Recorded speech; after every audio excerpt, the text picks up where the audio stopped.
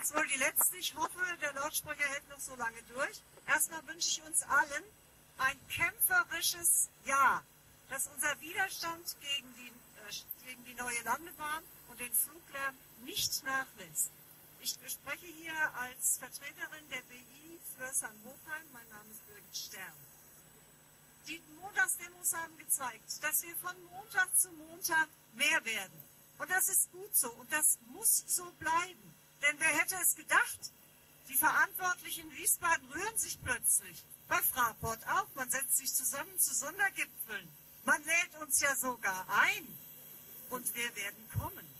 Wir werden uns nicht auseinanderdividieren lassen. Wir werden als Bündnis der WIs in Wiesbaden zusammenstehen und werden unsere Forderungen vortragen. Wir wissen, dass wir hier auf unsere Heimat nicht verzichten wollen. Wir wissen, dass wir nicht unsere Gesundheit aufs Spiel gesetzt haben wollen. Wir wissen, dass wir hier für Lebensqualität einstehen und dass wir diese Lebensqualität für uns hier in unserer Heimat erhalten wollen. Und das werden wir vortragen. Und was werden unsere Forderungen sein? Sie werden sein, Nachtflugverbot, Reduzierung der Flugbewegung und Stilllegung der Bahn.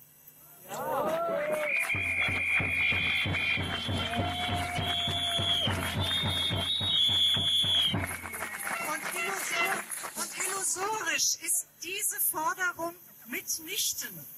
Denn das Bundesluftverkehrsgesetz fordert, dass Flughafenbetreiber und auch Behörden, die für die Flugsicherung zuständig sind, darauf hinzuwirken haben, dass unzumutbarer Lärm von der Bevölkerung abzuhalten, fernzuhalten ist. Und dass dieser Lärm nicht zumutbar ist, das haben ja selbst die Verantwortlichen in Wiesbaden offenbar erkannt.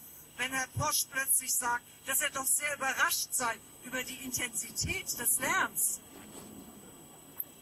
Wir werden weiter kämpfen, wir müssen zusammenstehen und wir müssen auf den Montagsdemos jedes Mal mehr werden. Denn nur die Masse der Präsenz auf der Straße ist jetzt der Weg, der diese Politiker bewegen wird, sich ihre Politik zu verändern und nicht mehr sich zu verstehen als verlängerter Arm der Luftfahrtindustrie. Das ist doch nicht der Sinn unserer Volksvertreter, die wir gewählt haben. Und ich sage euch, es kommen neue Wahlen und wir werden wählen und hoffentlich werden wir dann richtig wählen. Danke.